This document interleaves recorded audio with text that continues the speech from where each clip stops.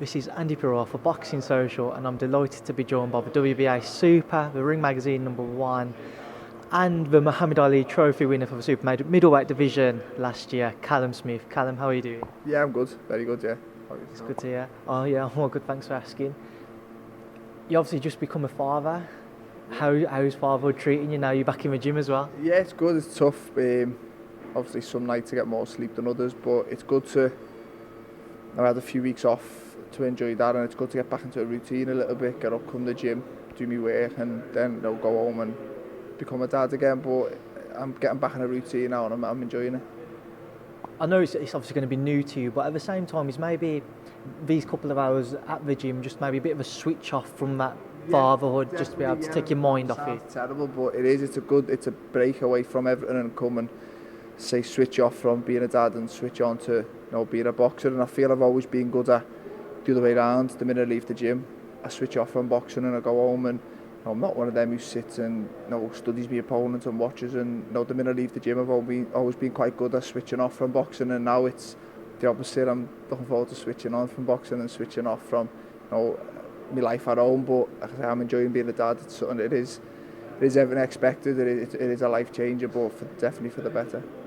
How have you found these first few weeks with regards to trying to juggle being a new father as well as a gym?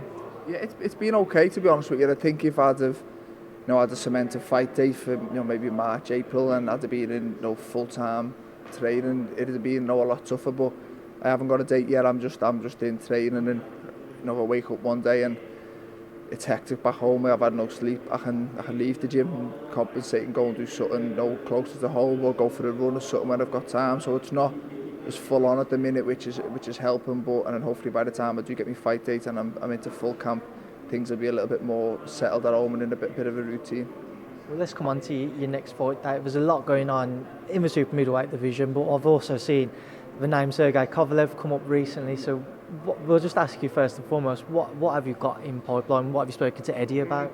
No, and I spoke to him a couple of weeks ago at Liam's press conference, and I've got another meeting with him this week over just different. I think there's a few options out there. Some at home, some abroad in America, and it's just what makes sense for me and what fights can be made. I think I'm in a good division. There's a lot of good fighters in and around my weight division, but it's just all about time and then things making sense. And the WBC is it's vacant. It's getting 4-4 the end of this month, so a unification with that winner may be a little bit too soon for when I want to fight in May. And Ramirez is umming and ahhing about moving up, and now he's saying he's moving up but keeping the super middleweight belt and seeing how he feels at light heavy first before.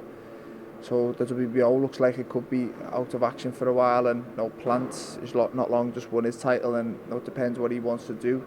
I'd love a unification fight. I want to be unified champion. I want to be undisputed champion. I want to try and see how many of the belts I can get, and all of them if possible before moving up. And there's always been question marks. I'm too big for the weight and stuff, and I can still do it. I can still perform at it, and as long as I can do that, then I'll stay at it. And as long as there's fights there for me to get me excited and belts there for me to win, then I'll try and do that before moving up and try and become a 2-weight world champion. But at the minute there's still a lot for me to achieve at super middle.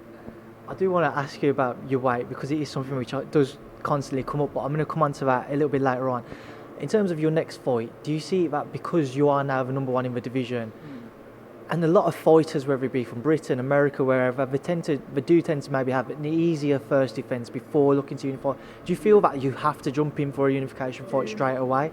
No, because I don't have to, and it's whether if I go and meet Eddie this week and he says there's an offer from Caleb Plant to unify, I'd snap your hand off for it. But I understand boxing isn't that straightforward. I waited a long time to get my shot for that reason. Things aren't as easy as they seem. So if all the unification fights aren't possible this time, then I'd have a defence and definitely look to unify the fight after. But it's about being patient, and it's not like I'm where I was a couple of years ago, where I'm having to have a keep busy fight to then get a world title shot.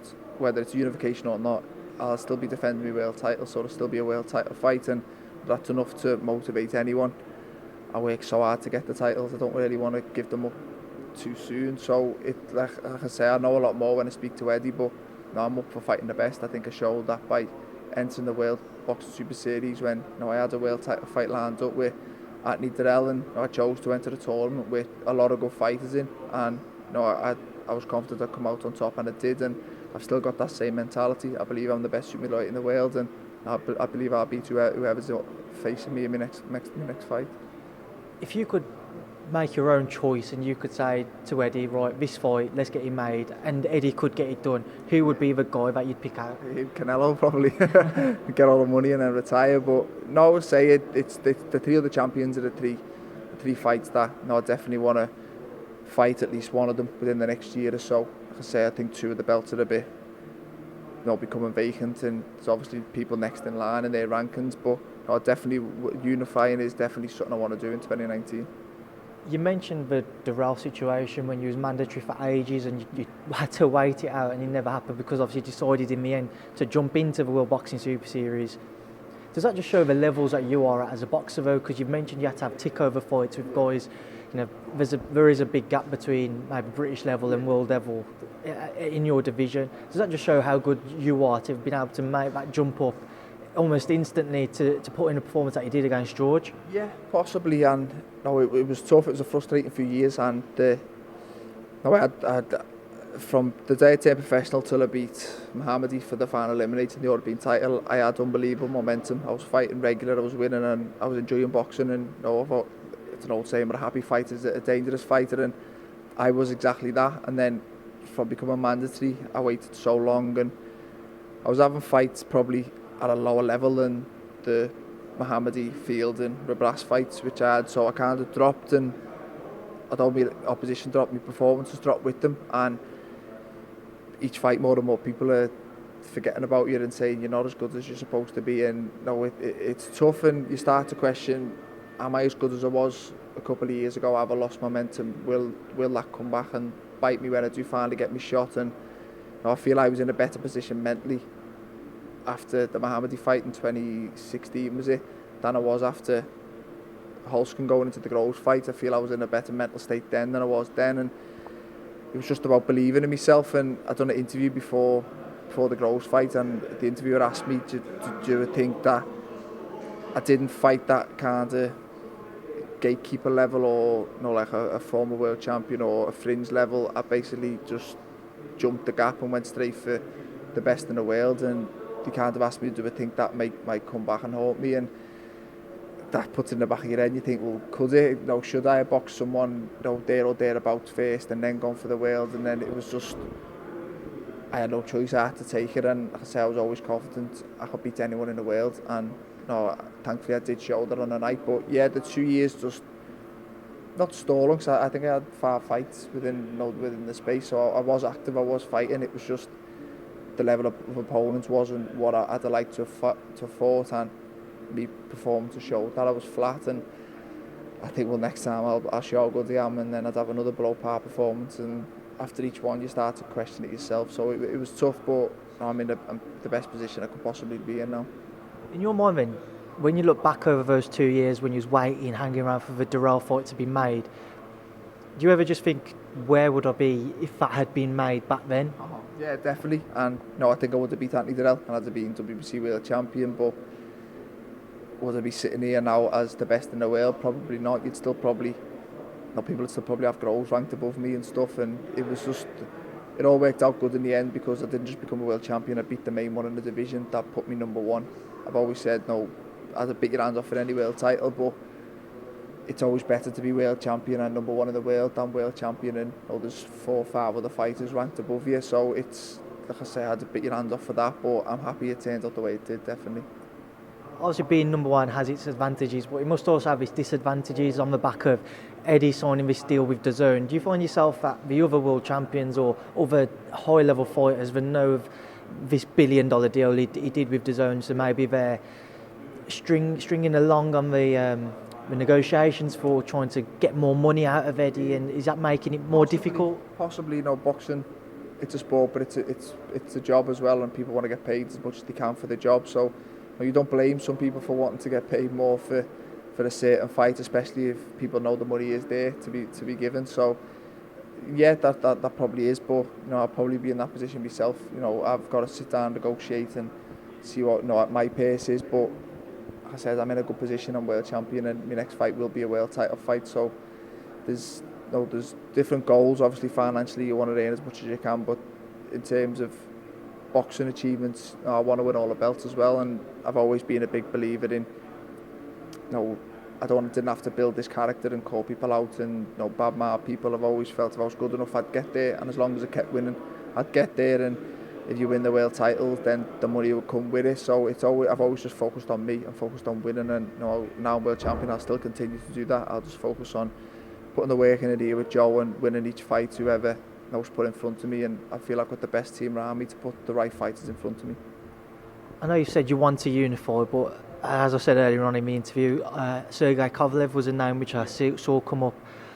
Is that just a new thing which has come about, or is that something which you've considered for a while, if a fight could be made at light heavyweight with him? No, like I said, I think I've got a lot I still want to achieve at super middle, and eventually I will move up. I'd love to try and be a 2-weight world champion, and I didn't want to reach a point where I could no longer make super middleweight and I hadn't won a world title here and I was moving up without that. But I've done that, I've won a world title, so when the time does come to move up, I'll do it. And it's a new goal to try and be a 2-weight world champion. But unless the right fight was offered and the right deal at the minute, then I do see me future as super middle for the time being. And there's still big fights out there for me, but there's a lot of massive fights at light heavyweight. So I think entering that division as a world champion the weight below, then I should be able to get some big fights up there as well. But for the time being, it's definitely 168. So if, say, Eddie was to come to you when you have your meeting with him this week and say, look, there's nothing we can do at super middle for now, but the Kovalev fight's there and we can agree that, would you take it and then maybe look to move back down? Or possibly, but I think once I move up, I'll stay there. Once because if I was fighting at light heavy, I'd change my training. I'd obviously try and put a bit more size on, and once I was there, I'd stay there. So like I said, I'd like to use all my options at super middle before making the jump, because once I go, I don't think I'll come back down. Now let's move on to your weight, as we're talking about. Rob Tebbett from Boxing Social interviewed Shane McGuigan, and he asked him who's the best in the division. He said yourself on the back of a Groves victory, and he says you're a freak to make that weight, in a good way, not in a bad way, obviously. How do you find making super middleweight? Because you are a massive figure to look at, and I can imagine you being imposing to look across a ring when you see your opponent. Yeah, I'd be a liar if I said, it's easy. I do it easy because it's getting tougher. I used to do it very easy. On my debut, I weighed in, I think it was 12 stone, half a pound on the day, and boxed a couple of hours later. And each fight each year, me walking around weight's getting a little bit heavier, and me fight night weight's getting a little bit heavy. But I'm still doing it. I can still do it well, and I've been around boxing a long time, and I've seen a fighter who struggles, and I've seen a fighter who probably should move up, and I'm nowhere there just yet. And I think my last fight showed I can do the weight and perform at it. I'm still sharp, I'm strong, and I'm still keeping my power. So for as long as I'm doing that, I'll keep doing it. And the minute I feel it's taken away from my performance, and it could end up costing me in a fight which I lose because I'm dead at the weight, then I'll hopefully try and move up before then. But surprisingly, at the minute, I can do it well. And I'm not as a lot of people commented on the size of me and George in the ring, and I can guarantee you George was heavier than me in the ring on the night. I know that, and I don't put as much on as people think. I think I've just got a big frame, and I am big for the weight, and I do enjoy that advantage. But like I say, I think I'll still be just as good if I move up to light heavy. How difficult can it be? You've just mentioned, trying to juggle the weight, and you might find yourself in a position where eventually you might fight one too many fights at super middle, and you might feel dead. How difficult can it be to make the right judgment at the right time? It's the same with just a fighter knowing when to retire. You probably don't find out until you're actually in the ring. But I say I've got the minute I feel it's starting to affect me, I can gladly move up, and I've been a world champion at super middle, so I can move up. Whereas I think it's fighters who, some people, if they've got a world title, stay there a little bit too long. I.e. Lee Selby. If you've got a world title, you're getting world title money, and it must be very tough to decide to just give it up and go and start again at a new weight. So I feel that keeps people at the weight too long, and just people who haven't won a world title and are so close to getting a shot, they don't want to move up and no start again, such thing, but I've been a world champion, and the minute I feel it's taken away performing, and I think you can start to see it in the gym. You know, you're sparring, you might, as you're getting closer to the fight, you might be a little bit heavier than you should have been, and you start crashing it, and your performance shows in sparring. And I think the minute that happens, I'll know it's time to move up, because I've got an unbeaten record that I plan on keeping for a while, and I'd hate to lose it to a fighter I should have beat. I was just dead at the weight. Now, you've touched on it previously in this interview, the George Groves fight. You've had time to reflect on it now. What have you made of your performance? Good. Regardless of the performance, it was a good win. I know it was my world title fight against, in my opinion at the time, the best in the world. I said before, Andi, I had a lot of respect for George. He was a very, very good fighter, and I knew I needed to perform to beat him. So I must have performed well to get the win. But no, I'm a bit of a perfectionist, and I've watched it back, and there's still things I look and I think I could have done that better, or I should have done this better. And I come in the gym, and there's still things I'm working on now. What I feel I noticed, but no, I'm not gonna lie, I was happy with my performance. I thought I boxed well. I thought I showed the things people questioned beforehand, was especially Groves, was me ability to do it at the highest level. Is jab, whether I could deal with that, because I took a few too many against Skoglund, and me concentration levels he questioned, and I think I was switched on for the full 7 rounds, every minute of every round, and I beat him at the game which no one thought I could. I always knew I had the power to hurt him. I think a lot of people knew I had the power to hurt him, but I don't think people thought that I'd be winning the rounds when they were at a boxing distance. And I don't feel I was massively ahead, but I was always comfortable. Felt like I had more, and I felt like I was controlling the fight. It was on my terms. George has since retired. Did that come as a surprise or a shock to you? A bit of both. I think once I beat him, I remember thinking that could be it for him, and then there was no announcement, and he had time off, and then I seen a thing with Shane McGuigan. George was back in the gym, so I thought maybe he may come back, and he might. I didn't think he'd do super middle again. I thought if he come back, it'd be at a light heavy, or maybe at a bit of a catch weight if he used to fight the winner. If DeGale won, I don't think he'd fight Eubank again. I don't think there's anything to prove there, but I think the DeGale fight still sells. They don't like each other, and I think that'll always be a fight that some people want to see. But no, I don't think it was a big surprise to me. And he said in his retirement thing, I think when he first turned pro, I hadn't booed. David A was saying he wants to retire at 30, and it was a good idea to get in, get your money and get out. And I think George, being around him, probably took the same idea, and he said that in his statement thing. The idea was put to him years ago, and he thought it was a good idea, and he still does now. And I think it's a good idea myself. So fingers crossed, a few more big fights, and I think I'd like to do the same. What would be your final words to George then? There was a little bit of a heated build-up in the final weeks, obviously, as there is for any fight. What would be your final words to George? Just, congratulations, fair play to him. He had a very good career. He's been there, done it. He made history, fighting at Wembley with Froch, and he won a world title. And I think doing it at his 4th attempt probably made it that little bit sweeter for him. He's got a lot of big wins on his record, and financially, I think he's very comfortable, and he's got two little boys, and he can go and enjoy life. And I think there's a lot of fighters who'd love to be in his position. Although he lost his last fight, he's still one of the best super middleweights in the world. So you could class that as going out at the top kind of thing. And he's retired on his terms, and I said fair play to him. You just mentioned Froch. Over social media, Carl gave George a little bit of stick. Andre Ward coming to George's rescue as well, somebody else you'd have liked to have fought.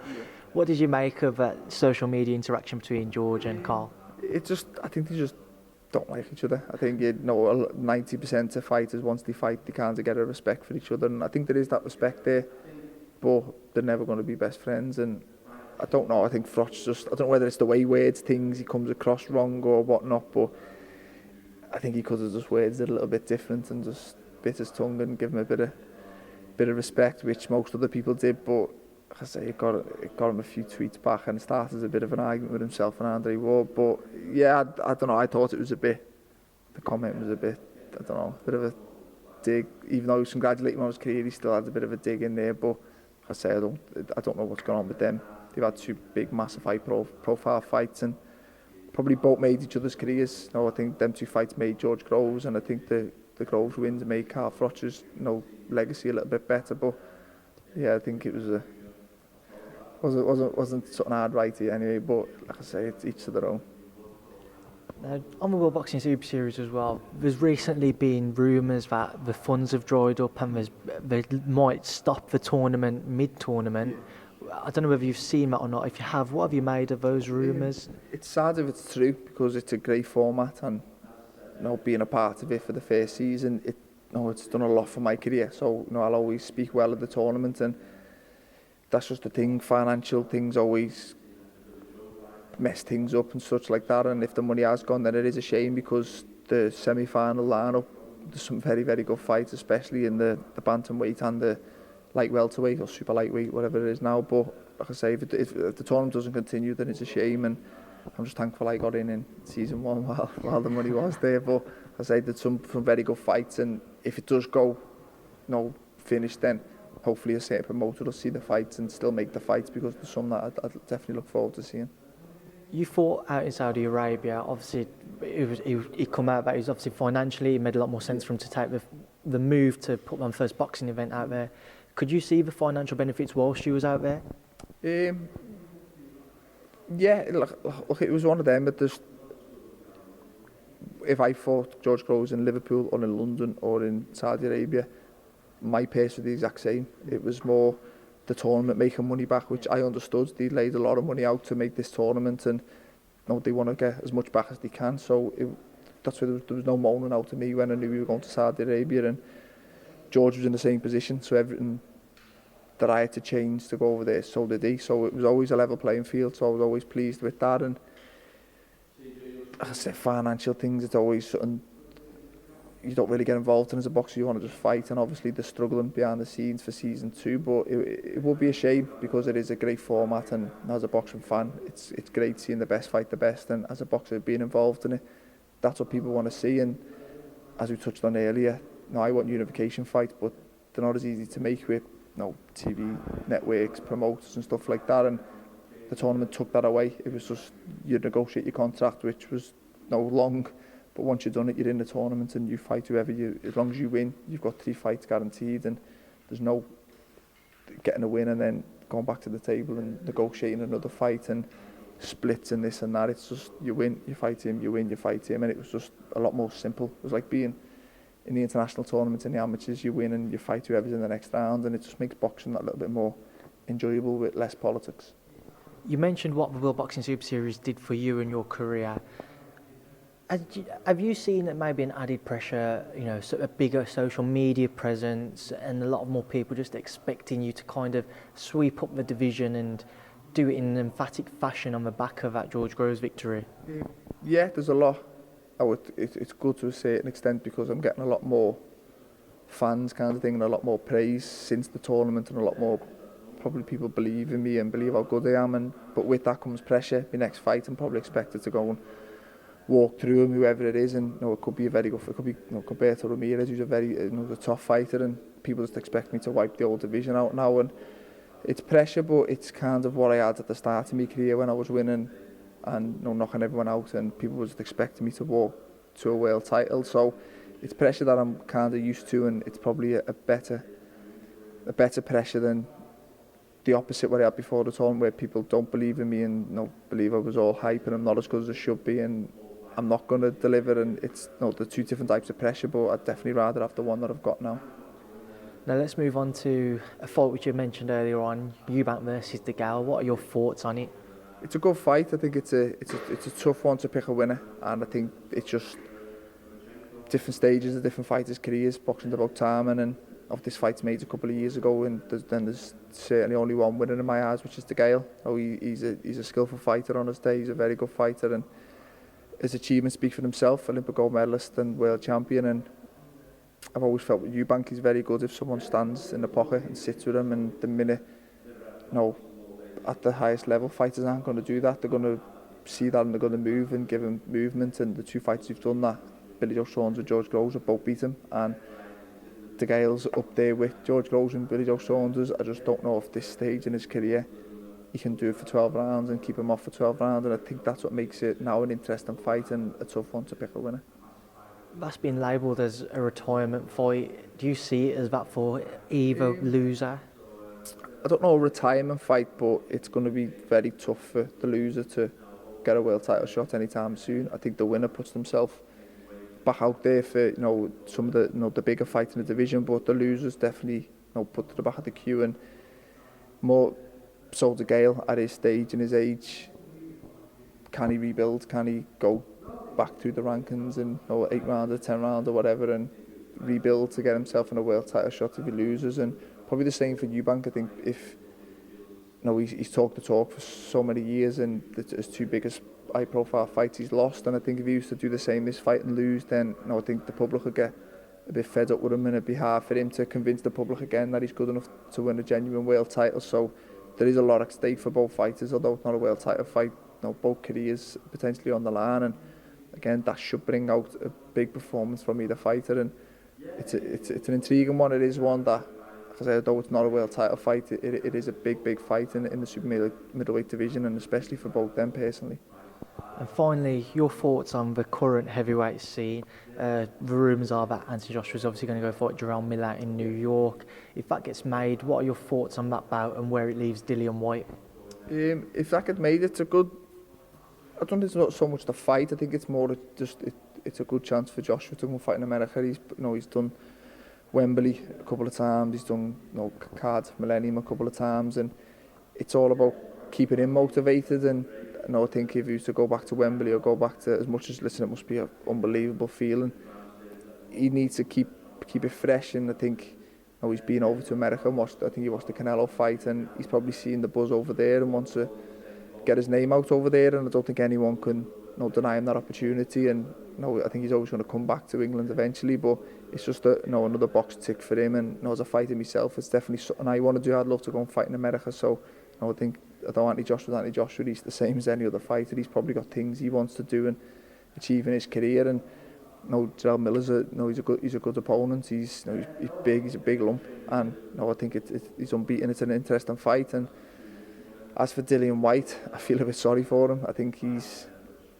doing it the hard way. He's beaten everyone outside of the world champions. He's beaten some top fighters, and probably fighters getting world title shots in a lesser position than himself. And I think he's just got to just stay patient, stay switched on, and just, if it isn't a world title fight next, just keep winning. And a bit like what I said myself, as long as he keeps winning, it will come eventually. And when it does come, he's got to take it.